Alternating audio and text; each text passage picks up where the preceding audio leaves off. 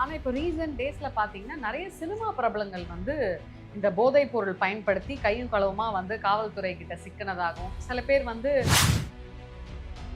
அதாவது போதை பவுடர்னு சொல்லுங்க, ஹெராயின் பவுடர், மெத்தாபெட்டமின் அதெல்லாம் சொல்றாங்க இல்லையா, இதெல்லாம் வந்து கெமிக்கல். அதை வந்து ஏழை எளிய மக்கள் தான் பயன்படுத்திருக்காங்க. ஏன்னா ஒரு பொட்டலம் 5 ரூபா 10 ரூபாய்க்கு அது மாதிரி வித்துருக்காங்க. அதுவும் கூட எங்க இருந்துன்னா ஆந்திராவிலேருந்து கொண்டு வந்து விற்றாங்க. அங்கே வந்து ஒரு கிலோ 2000 3000 தான் விலை. அந்த டிரான்ஸ்போர்ட் பண்ணையில மாற்ற ஆட்களை பார்த்தா ஒருத்தன் ஆந்திராக்காரனா இருப்பான், இன்னொருத்தன் தேனிக்காரனா இருப்பான். ஏன் சார் எது சார் டேஞ்சரு? இப்போ இந்த மாதிரி இந்த கஞ்சா டேஞ்சரா இல்ல வந்து சரக்கு டேஞ்சரா சார்? இதை விட டேஞ்சர் போதை பவுடர். இப்போ ஒரு ஆண் கிட்ட வந்து ஒரு 10 கிராம் கஞ்சாவோட போலீஸ் கிட்ட சிக்கிறாருன்னு வைங்க, அவனை நீங்க அக்யூஸ்ட்னு சொல்வீங்களா விட்டுருவீங்களா? ஆனால் ஒண்ணுமே பண்ண முடியாது, சட்டம் தான் சொல்லுது 10 கிராம் வச்சுக்கலான்னு.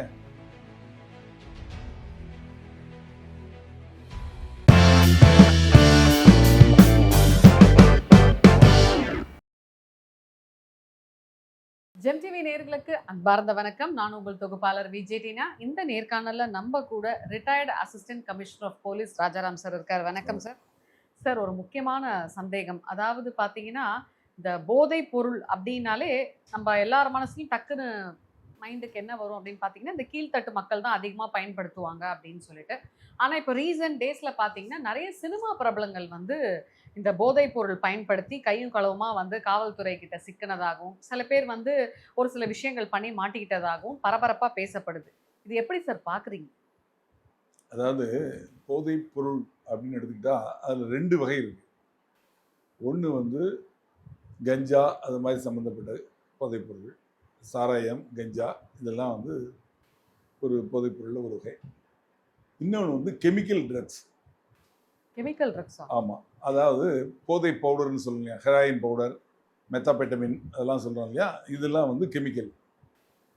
இதில் வந்து கஞ்சா அப்படிங்கிறது வந்து பூமியில் விளையக்கூடிய ஒரு செடி, நம்ம துளசி செடி மாதிரி அது ஒரு செடி. புனிதமான செடி அப்போ? இது துளசி செடி வந்து சிலருக்கு புனிதமானது, பலருக்கு புனிதமானது. ஆனால் வந்து கஞ்சா செடி சிலருக்கு புனிதமானது, பயன்படுத்துறவங்களுக்கு புனிதமானது. இதில் வந்து அந்த கஞ்சா செடி வந்து தேனி மலைக்காடுகளில் தான் விளைஞ்சிக்கிட்டு இருந்தது, விளைவிக்கப்பட்டிருந்தது ஒரு காலத்தில். அப்புறம் காவல்துறை தீவிர நடவடிக்கை எடுத்து தமிழ்நாட்டில் எங்கேயுமே கஞ்சா உற்பத்தி கிடையாது. ஆனால் அதே தேனி மலைக்காடுகளுக்கு மேலே போனீங்கன்னா கேரளா பக்கம் இருக்குது, அங்கெல்லாம் கூட இருக்குது. அதெல்லாம் கொஞ்சம் கம்மியாக தான் இருக்குது. அதிக அளவில் வந்து தமிழ்நாட்டில் எங்கேயுமே கிடையாது, தமிழ்நாட்டில் எங்கேயும் கிடையாது, அங்கே கொஞ்சம் இருக்குது, அவ்வளோதான். ஆனால் இப்போ தமிழ்நாட்டில் கஞ்சாவோட புழக்கம் ரொம்ப ஜாஸ்தியாக இருக்குது. உற்பத்தியே இங்கே இல்லை, ஆனால் புழக்கம் ஜாஸ்தியாக இருக்குது, பயன்படுத்தல் ஜாஸ்தியாக இருக்குது. இது எப்படி வந்தது அப்படின்னா அந்த காலத்திலேயே வந்து இதை பயன்படுத்திட்டு இருந்தாங்க. சிவன் சொத்து குலநாசம்பாங்க, சிவபானம். ஆமாம், அந்த சிவன் சொத்துன்னு இதை சொல்லி நிக் நேம் சொல்லுவாங்க. இதை பயன்படுத்தினாங்கன்னா அந்த இது அதை வந்து எப்படி பயன்படுத்துவாங்கன்னா கஞ்சா செடியில் அதோட பூக்கள் இருக்கும், இலைகள் இருக்கும், விதைகள் இருக்கும். இந்த பூக்கள்லேருந்து விதைகள் இருக்கும். அந்த இலைகளை மட்டும்தான் பயன்படுத்துவாங்க. இப்போ எல்லாத்தையுமே பயன்படுத்துகிறாங்க, செடியோட இருந்து எல்லாத்தையுமே பயன்படுத்துகிறாங்க, கிளைகள் எல்லாத்தையுமே. அதை காய வச்சு பவுடராக்கி பீடி, சிகரெட்டு இதில் வச்சு புகைப்பாங்க. இது மாதிரி புகைச்சாங்கன்னா கிட்டத்தட்ட ஒரு 200 மீட்டர் ரேடியஸுக்கு நாத்தடிக்கும். அப்படியா சார்? அந்த கஞ்சா அடிச்சவன் வந்து எதுக்கு வந்து பேசினான்னா அந்த நாத்தத்தில் நமக்கே மயக்கம் வந்துடும், நமக்கே போதை வந்துடும். இதுதான் மோந்து பார்த்தாலே போதையா? ஆமாம், நீங்கள் மோந்தே பார்க்க வேண்டாம். அவன் ஒரு 10 அடி தூரத்தில் இருந்துட்டு நீங்கள் உட்காந்து பேசியிருந்தாரு, ஒரு 10 நிமிஷம் பேசினீங்கன்னா போதும், அவனோட போதை எல்லாம் உங்களுக்கு வந்துடும். அந்த அளவுக்கு மோசமானது. அதை வந்து ஏழை எளிய மக்கள் தான் பயன்படுத்திருந்தாங்க. ஏன்னா ஒரு பொட்டலம் 5 ரூபா 10 ரூபாய்க்கு அது மாதிரி வித்துட்டு இருந்தாங்க. அதுவும் கூட எங்கே இருந்துன்னா ஆந்திராவிலேருந்து கொண்டு வந்து விற்பாங்க. இந்த கொரோனா அந்த பீரியடு வந்து பாருங்க, 2020 21 21. ஆமாம், 21 22 20 21 தான். அந்த பீரியடில் வந்து லாக்டவுன். எங்கேயுமே எந்த மூமெண்ட்டும் கிடையாது, எந்த தொழிற்சாலையும் கிடையாது, எந்த ஆஃபீஸும் கிடையாது, எல்லாத்தையும் பணப்புழக்கமும் கிடையாது, எந்த கடைகளும் கிடையாது. அந்த சமயத்தில் இந்த மதுப்பிரியர்கள் இருக்காங்க இல்லையா, இவங்க வந்து அரசு மதுபான கடைகளில் வாங்கி அடித்து போதை ஏற்றி பழக்கப்பட்டவங்க. கடைகள் கிடையாது, கையில் காசும் கிடையாது. இந்த சமயத்தில் எனக்கு சும்மா இருக்க முடியாத, அப்போ தேடி பார்க்குறான் இந்த 5 ரூபா 10 ரூபாய்க்கு உள்ளது எங்கே இருக்குது அப்படின்னு. அதை வாங்கி அடிக்க ஆரம்பிக்கிறான். அடித்து பார்த்தான்னா அதை அடித்தா 3 மணி நேரம் 4 மணி நேரம் தான் போதை நிற்கும். இது இன்னைக்கு அடித்தா நாளைக்கு வரைக்கும் போதை இருக்குது. மொத்த பேர் இந்த பக்கம் வந்துட்டாங்க. வந்த உடனே இதோட பயன்பாடு ஜாஸ்தியான உடனே இதோட தேவை ஜாஸ்தி ஆயிடுச்சு, டிமாண்ட் ஜாஸ்தி ஆயிடுச்சு. டிமாண்ட் ஆன உடனே இது எங்கே விளைவிச்சுட்டு இருந்தாங்களோ ஆந்திரா பக்கத்தில் கரெக்டாக 3 ஸ்டேட்டோட பார்டர் கேட்டால் இது ஆந்திரா, இவங்க ஆந்திராக்காரங்க சொல்லுவாங்க இது தெலுங்கானா ஏரியாம்பாங்க, தெலுங்கானாக்காரங்கிட்ட இது ஒரிசா ஏரியாம்பாங்க. OTA border, Orissa Telangana Andhra border. அங்கே வந்து நெல் பயிர் மாதிரி விளைவிக்கிறாங்க ஆரம்பித்து அதை வாங்கி மொத்தமாக ஸ்டாக் வைக்கிறதுக்கு ஒரு கும்பல், விளைவிக்கிறதுக்கு ஒரு கும்பல். நம்ம தேனியில் முன்னாடி வேலை பார்த்துட்டு இருந்தாங்கல்ல, இவங்களும் போய் அங்கே வேலைக்கு சேர்ந்துட்டாங்க. சேர்ந்து விளைவிச்சு அதுக்கப்புறம் அந்த ஸ்டாக்கிஸ்ட் பெரிய ஆள் இருப்பான். அங்கே வந்து ஒரு கிலோ 2000 3000 தான் விலை. அங்கேருந்து அதை டிரான்ஸ்போர்ட் பண்ணுறதுக்கு இன்னொரு குரூப். அந்த டிரான்ஸ்போர்ட் பண்ணையில் மாற்ற ஆட்களை பார்த்தா ஒருத்தன் ஆந்திராக்காரனாக இருப்பான், இன்னொருத்தன் தேனிக்காரனாக இருப்பான். அப்படிதான் இப்போ மாற்றுறதெல்லாம் ட்ரக்ஸ் மாட்டோம். அப்படி அங்கேருந்து டிரான்ஸ்போர்ட் பண்ணி வந்ததுக்கப்புறம் இங்கே வந்து 20,000 60,000 வரைக்கும் அதோட விலை.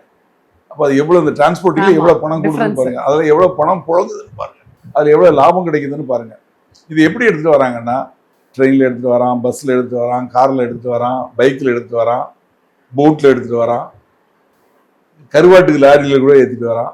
எப்படியோ அங்கேருந்து கொண்டு வந்துடுறான். கரெக்டாக போலீஸ் எங்கே இருப்பாங்கன்னு தெரிஞ்சு அதை அவாய்ட் பண்ணி எடுத்துகிட்டு வரான். சில காவல்துறை கருப்பாடுகளுக்கு தெரிஞ்சும் எடுத்துகிட்டு வரான். இங்கே கொண்டு வந்து ஹோல்சேலில் ஒருத்தன் வாங்கி அதை வந்து ரீட்டைலுக்கு எல்லாரும் விற்கிறான். ரீட்டைல் ஆள் வாங்கி மக்களுக்கு விற்கிறான். இப்படி இதோட புழக்கம் ஜாஸ்தி ஆயிடுச்சு. கொரோனா பீரியட் முடிஞ்சு மதுக்கடைகள் திறந்துட்டாங்க, அரசு மதுபான கடைகள். திறந்ததுக்கு அப்புறமும் அதில் 110 ரூபா 120 ரூபா ஒரு குவார்டர். அதை அடித்தா 3 மணி நேரம் 4 மணி நேரம் தான். இது வந்து இதோட விலை கூடிடுச்சு, 50 ரூபா 60 ரூபா அப்படின்னு ஆயிடுச்சு. ஆனால் 50 ரூபா கொடுத்து வாங்கி அடித்தாங்கன்னா ஒரு நாள் முழுக்க போதும் இருக்குது. ஸோ அதை நோக்கி போக ஆரம்பித்தாங்க. அதோட பயன்பாடு ஜாஸ்தி ஆச்சு. எப்போ என்ன ஆச்சுன்னா மதுக்கடைகள் வந்த பிறகு மதுக்கடைகள்லையும் அங்கேயும் முட்டுறாங்க மோதுறாங்க. அதுவும் கிட்டத்தட்ட ஒரு வருஷத்துக்கு தமிழ்நாட்டில் அரசு மதுபான கடைகளில் 48,000 கோடி ரூபாய்க்கு மது விற்குது. ஏன் சார், எது சார் டேஞ்சரு? இப்போ இந்த மாதிரி இந்த கஞ்சா டேஞ்சரா இல்லை வந்து சரக்கு டேஞ்சரா சார்? இதை விட டேஞ்சர் போதை பவுடர். அந்த ஹெராயின் பவுடரை ஒரு வாட்டி யூஸ் பண்ணிட்டான்னா திருப்பி அவன் யூஸ் பண்ணியே ஆகணும். அவனோட உடல் பகுதியெலாம் உள்பக்கம் குளிர்ந்துருதான் டாக்டர் சொல்கிறாங்க. ஒன்ஸ் அவன் பயன்படுத்தினான்னா திருப்பி அவன் பயன்படுத்தியே ஆகணும். ஆகலாம் பண்ணலைன்னா அவனுக்கு தேவை வேணும் வேணும் வேணும் வேணும் வேணும்னு சொல்லி அவனோட உடல் உள்பகுதியே அப்படி உடம்போட டெம்பரேச்சர் இருக்கணும் இல்லையா, அதே குறைஞ்சிருவான். அதனால அவன் வந்து அது பயன்படுத்தியே ஆகணுங்கிற ஒரு சூழ்நிலைக்கு உள்ளாக்கப்படுறான். அப்புறம் அதை தேடி போக ஆரம்பிக்கிறான். அதுக்காக என்ன பண்ணுறான், வீட்டில் காசு கேட்குறான், கொடுக்கலாம், அடிக்கிறான், உதைக்கிறான், திருடுறான், அந்த மாதிரி போயிடுறான். இப்போ இந்த ட்ரக்ஸை பற்றி இதை பற்றி சொல்லிடுவோம். இது வந்து அங்கேருந்து வருது, இங்கே பிடிக்கிறாங்க. இங்கேருந்து நம்ம கோஸ்டல் ஏரியா வழியாக ஸ்ரீலங்காவுக்கு போகுது. அது மாதிரி வெளிநாடுகளுக்கு ஏற்றுமதி ஆகுது. ஏன்னா இதில் பணப்புழக்கம் நிறைய இருக்குது. இது வந்து இன்னைக்கு தவிர்க்க முடியாத ஒரு சூழ்நிலை ஆகிப்போச்சு. தமிழ்நாட்டில் உற்பத்தி செய்யப்படாட்டாலும் இங்கேயே வந்து தவறு செய்கிறவங்களை பிடிச்சாலும் இதோட உற்பத்தி செய்யக்கூடிய இடத்த போய் நம்ம அட்டாக் பண்ணாதான் நிறுத்த முடியும். அது நிறுத்த முடியல. இப்போ இதை பார்த்துட்டு மணிப்பூர் வெளியூர்ல இருந்தெல்லாம் கூட வருது. இப்போ 11 கோடிக்கு கஞ்சா, ஹைபிரிட் கஞ்சா ஃப்ளைட்டில் எடுத்து வந்திருக்காங்க. யாருன்னா மிஸ்ஸஸ் கேரளா அப்படின்னு சொல்லிட்டு தேர்ந்தெடுக்கப்பட்ட ஒரு லேடி 11 கோடிக்கு எடுத்துட்டு வந்திருக்காங்க. அந்த மாதிரி கஞ்சா அதோட இது சொல்லிட்டோம். இது கெமிக்கல் ட்ரக்ஸ் இருக்கு சொன்னோம் இல்லையா, ஹெராயின் பவுடர், மெத்தாபெட்டமின், இது இப்போ நிறைய பிடிக்கிறாங்க. இதோட விலை ஜாஸ்தி. அந்த ஹெராயின் பவுடர் 1 கிலோ 7 கோடி, மெத்தாபெட்டமின் 1 கிலோ 1 கோடி. அந்த அளவுக்கு இன்னைக்கு சர்வதேச மார்க்கெட்டில் அதுக்கு ரேட்டு ஜாஸ்தி. இது அதிகமாக விளைவிக்கப்படுறதுங்கன்னா ஆப்கானிஸ்தானில் பாப்பி செடிகள்னு ஒரு செடிகளை அறுவடை பண்ணி அதை கட் பண்ணி அது கூட கெமிக்கல்ஸ் சேர்ந்து இந்த ட்ரக்ஸ் உருவாக்குறாங்க. உலகம் முழுக்க 30% ஆப்கானிஸ்தான் தான் சப்ளை பண்ணுறாங்க. இது மாதிரி சில மேலை நாடுகள்லையும் பண்ணுறாங்க. அப்புறம் கொக்கைன் அப்படின்னு ஒன்று இருக்குது. அது வந்து ஒரு மரத்துலேருந்து வரக்கூடிய ஒரு பிசின் மாதிரி, அதுவும் விலை கொண்டது. எப்படி சார் மரத்துலேருந்து வர பிசிறு போதைன்னு சொல்ல முடியும்? நீங்கள்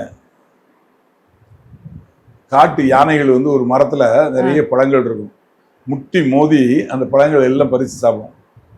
அப்புறம் கொஞ்ச நேரத்தில் பார்த்தா யானைகள்லாம் போதையாயிடும். பார்த்துருப்பீங்க. என்ன காரணம்னா அந்த அந்த மரத்தில் விளையக்கூடிய அந்த பழங்களில் போதை இது. எப்படி வந்து கஞ்சா செடிகளில் போதை இருக்கோ அந்த மாதிரி அந்த கொக்கைன்கிறது வந்து ஒரு பிசின் சவுத் ஆப்பிரிக்கா காடுகளில் அது வெளியுது. அதுவும் விலை கூட.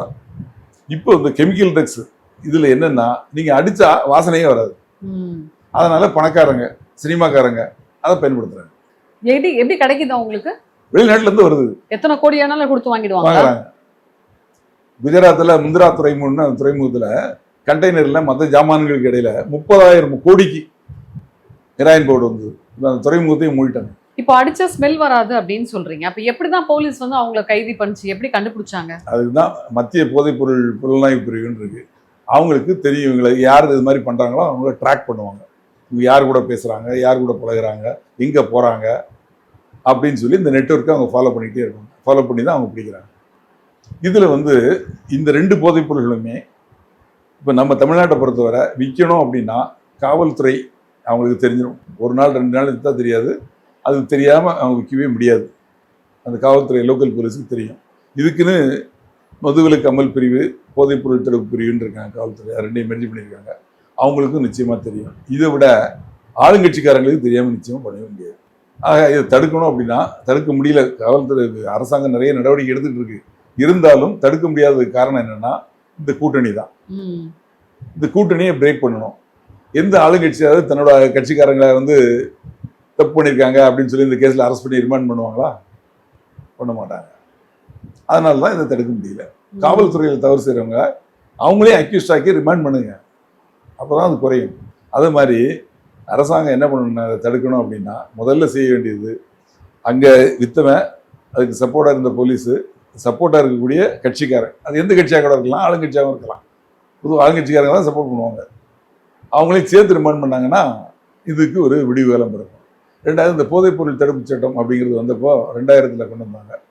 அதில் வந்து போதைப்பொருள் கொஞ்சம் வச்சுருந்தாலும் சரி 10 ஆண்டுகள் சிறை தண்டனை 10 லட்ச ரூபா அபராதம் அப்படின்னு சொல்லி சட்டம் கொண்டு வந்தாங்க. இன்னைக்கு அந்த சட்டம் எப்படி மாற்றப்பட்டிருக்குன்னா எவ்வளோ குவான்டிட்டி இருக்கோ அதுக்கு தகுந்த மாதிரி தண்டனையா. கொஞ்சம் குவான்டிட்டி தான் கம்மியா. இப்போ ஒருத்தவங்க வந்து எவ்வளவு வச்சுக்கலாம் சார் கஞ்சா?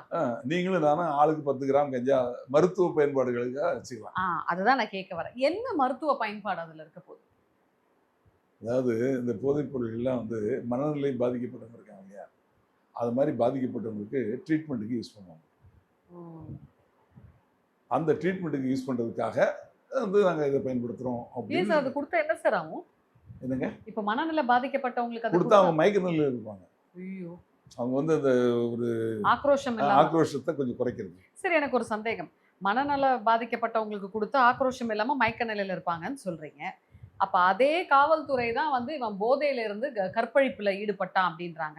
ஒரு நேரம் தூங்கலான்றீங்க, ஒரு நேரம் வெறித்தனமா கற்பழி. சொல்லலைங்க, சட்டம் சொல்லுது. நம்ம நாட்டில் இருக்க சட்டம் என்ன சொல்லுது, அந்த ட்ரீட்மெண்ட்டுக்கு இதை பயன்படுத்தலாம் அப்படிங்கிற பேர்ல நீங்க வச்சுக்கலாம் அப்படின்னு சட்டம் சொல்லுது. இத ஒரு சில பேர் சொல்றாங்க, ஒரு சில பேரும் சொல்றாங்க எங்களுக்கு ஃபோக்கஸ் கிடைக்குது, மன அமைதி கிடைக்குது, அதனால நாங்க அடிக்கிறோம்ன்றாங்க.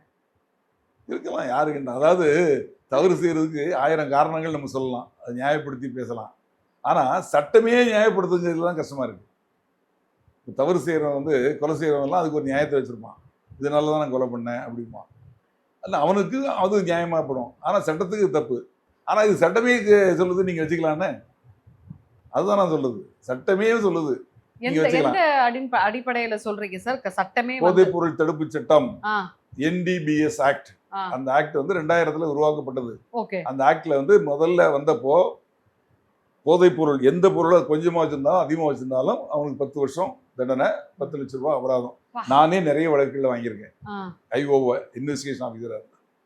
ஆனால் இன்னைக்கு அந்த சட்டம் அப்படி கொஞ்சம் கொஞ்சமா குறையப்பட்டு இப்படி வந்து நிக்குது.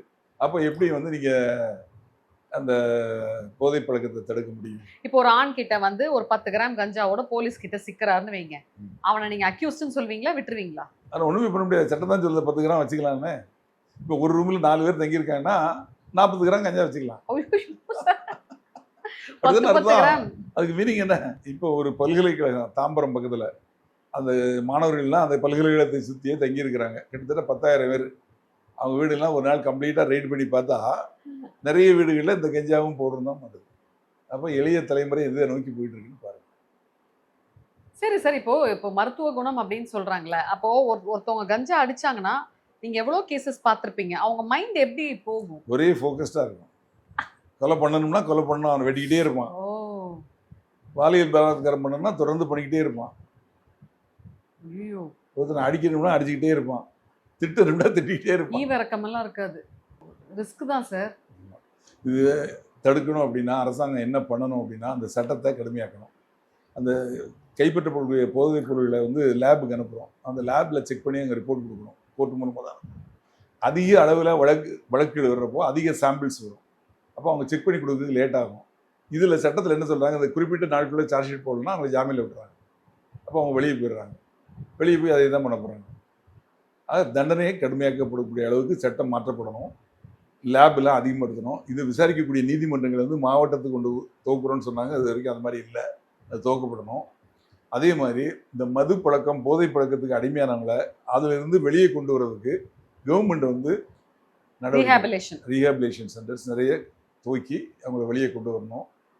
கொண்டு வந்து இந்த பொருள்களின் தீமை என்னங்கிறத சொல்லணும். நம்ம கலாச்சாரம் எப்படி கெட்டு போகுது, நம்ம மக்கள் ஒரு குடும்பத்தில் ஒருத்தன் வந்து இது மாதிரி ஆகிட்டான்னா அந்த குடும்பமே என்ன ஆகுது, அவனோட எதிர்காலம் என்ன ஆகுது அப்படிங்கிறதெல்லாம் வந்து பொதுமக்களை புரிய வைக்கணும். இதில் வந்து அரசாங்கத்துக்கும் பொறுப்பு இருக்குது, நீதிமன்றத்துக்கும் பொறுப்பு இருக்குது, போலீஸுக்கும் பொறுப்பு இருக்குது, பொதுமக்களுக்கும் பொறுப்பு இருக்குது, அந்த குடும்பத்தை சேர்ந்த பெற்றோர்கள் இருக்காங்க அவங்களுக்கும் பொறுப்பு. ஏன் சார், ஒரே ஒரு கேள்வி. இப்போ லிக்கர் டேஞ்சரா? இப்போ லிக்கர் வந்து கவர்மெண்ட்டே விற்குது இல்லையா? இப்போ லிக்கர் வந்து நிறைய பேர் குடிக்கிறாங்க. குடிச்சிட்டு நீ சாவ, கேன்சர் வரும்னா கூட அவன் குடிச்சிட்டு தான் இருக்காங்க. இப்போ லிக்கரை விட இந்த கஞ்சா வந்து ஆபத்தா சார்? அதாவது இந்த போதைப் பொருள் எல்லாமே சிறுமூளையை தான் தாக்கும். சிறுமூளையை போய் இது தாக்கின உடனே நீங்கள் வந்து செய்யக்கூடிய செயல்பாடுகள் வித்தியாசமாக இருக்கும். நீங்கள் எப்படி நடக்கணுமோ அப்படி நடக்க மாட்டீங்க, தடமாடுவீங்க, பேசுறது வாய் குளரும். அந்த மாதிரி நீங்கள் செய்யக்கூடிய செயல்களும் வந்து வேறுபடும். நீங்கள் என்ன நினைக்கிறீங்களோ அதை தான் செய்வீங்க. இதில் வந்து இந்த லிக்விர் அப்படிங்கிறது வந்து 30% ஆல்கஹால் வரைக்கும் இருந்ததுன்னா அது வந்து ஓரளவு போதை மட்டும் கொடுக்கும். ஆனால் அதனால் லிவர்லாம் கெட்டு போகும், அது வேறு விஷயம். ஆனால் கொஞ்சம் நேரம், ஒரு 3 மணி நேரமோ 6 மணி நேரமோ அவங்க உடம்பு தாங்கக்கூடியதுக்கப்புறம் அப்புறம் வெளியே வந்துடுவாங்க. ஆனால் அதனால் குடல், லிவர் இதெல்லாம் பாதிக்கப்படும், அது நீண்ட காலம் இதாகும். அதே வந்து அதிக கான்சன்ட்ரேஷன் 30% மேலே இருந்ததுன்னா அங்கே இறப்பை கொடுக்கும் உடனே. இப்போ அது கஞ்சா வந்து அடித்த உடனே இறந்து போக மாட்டாங்க. அந்த நாத்தம் அந்த ஏரியாவே நாரடிக்கும், இவனோட மூளை பாதிக்கப்படும். கிட்டத்தட்ட ஒரு நாள் முழுக்கும் அதே மாதிரி இருப்பான். அதனால் அவனுக்கு வந்து பசி எடுக்காது, சாப்பிட மாட்டான். அவங்க பாருங்கள் ஆள் ஒல்லியாக அப்படி இருப்பான். அதே மாதிரி பவுடர் அடிக்கிறவனும் சரி, அது வந்து பொதுவாக யூஸ் பண்ணுறது வந்து ஓரளவு மிடில் அப்பர் கிளாஸ், அவங்க மேலே உள்ளவங்க தான் middle class, middle upper class, high class அவங்க தான் பயன்படுத்துகிறாங்க. அதனால் அவங்க வந்து மற்ற விஷயங்களையும் பயன்படுத்துகிறாங்க. ஆனால் ஏழை எளியவங்க அதை பயன்படுத்துனாங்கன்னா அவங்களுக்கும் சாப்பிடாம ஒல்லியாகி கண்ணெலாம் உள்ளே போய் அவங்க விரைவில் இறந்துடும். ஸோ போதை பற்றி நிறைய விஷயங்கள் சொன்னீங்க சார், இன்ட்ரெஸ்டிங்காக இருந்தது. இன்னும் நிறைய விஷயங்கள் பேசலாம் சார். நன்றி. நன்றி.